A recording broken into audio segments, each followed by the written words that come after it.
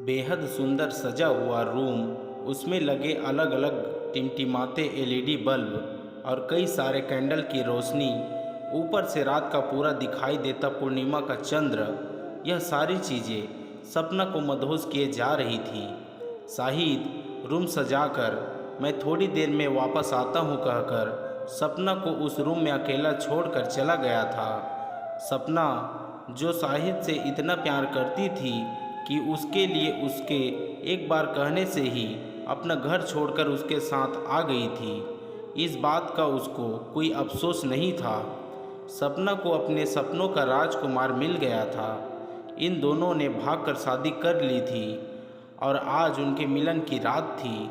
सपना बड़ी बेसब्री से प्रेमी का इंतजार कर रही थी। डोर बेल सुनते ही सपना के अरमान जैसे जाग उठे। उसने सोचा आखिरकार मिलन की वह घड़ी आ गई जिसका उसे कब से इंतजार था। दौड़कर सपना ने दरवाज़ा खोला और जो सामने उसने देखा उससे उसके सारे अरमान धरे के धरे रह गए। दरवाजे पर शाहिद खड़ा था, लेकिन अकेला नहीं। वह अपने साथ 8 लोगों को लेकर आया था। वह सभी आदमी थे, उसी की उम्र के। उन्हें देखकर सपना ने शाहिद की तरफ सवालिया नज़रों से देखा, जैसे पूछ रही हो यह क्या मजाक है। शाहिद सपना की ओर बढ़ा और उसे अपने आलिंगन में भर लिया और बोला, डरो मत मेरी जान, ये सब अपने ही आदमी हैं। शाहिद सबको रूम के अंदर ले गया। सपना सबको पानी देने गई, तब सब उसको छेड़ने लगे, जिसका वह विरोध करने लगी और उसे यह देखकर बहुत आश्चर्य हुआ कि शाहिद कुछ भी नहीं बोल रहा था। उसका दिल तब टूटकर चूर चूर हो गया जब शाहिद ने कहा कि जो सबसे ज़्यादा दाम लगाएगा सपना के साथ वही आज रात बिताएगा। सपना को अब समझ में आ गया था कि शाहिद उसके साथ ज़िंदगी बिताने के लिए नहीं, बल्कि उसे बेचकर उसकी इज्जत मिट्टी में मिलाने के लिए यहाँ लेकर आया था। सपना को अब काफ़ी पछतावा हो रहा था। उसे यह सोचकर और ज़्यादा रोना आ रहा था कि काश उसने अपने बाबा की बात मान ली होती, जो पहले से इस प्यार के खिलाफ थे।